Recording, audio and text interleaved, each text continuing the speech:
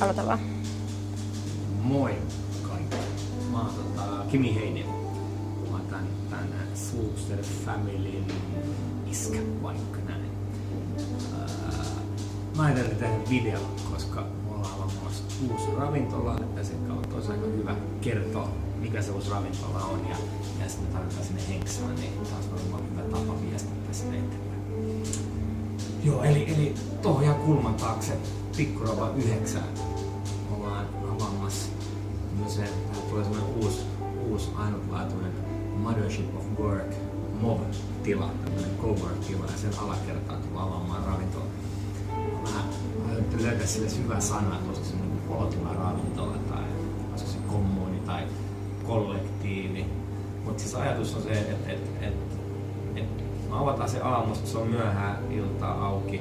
Siellä saa kahvia, siellä saa hyvää viiniä, siellä saa hyviä oluita, siellä saa todella hyvää safkaa. Kaikki vähän niin kuin, mitä sä se aikaan niin kuin päivästä tarvitset. Onko siellä duunia, läppärin kanssa juoda hyvää cappuccino, jep, onnistuu. Haluatko jotain dinneria 6 hengen ryhmässä, on hyvä viini, jep, onnistuu. Haluatko istua kaverin kanssa Michelle, jep, onnistuu. Eli kaikki onnistuu ja vähän niin kuin riippuen sun kelloajasta. Eli olotila. Niin, eli me ollaan hakemassa sinne jengiä. Henkilökunta.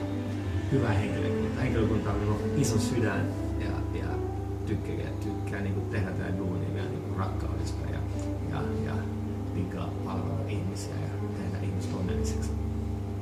Ihan niin kuin lähtöisiä ravintolapäälliköstä, vuoropäällikköä, tarjoilijoita, baarikavereita. Paikka on hirveän iso, eli ei tarvita hirveästi jengiä, mutta hyvä jengi.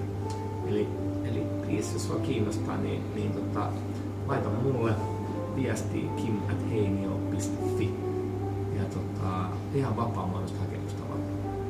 Hei, Mia, Esko, mun mielestä tästä tullut kaikki. Eikö taas hyödyllistä?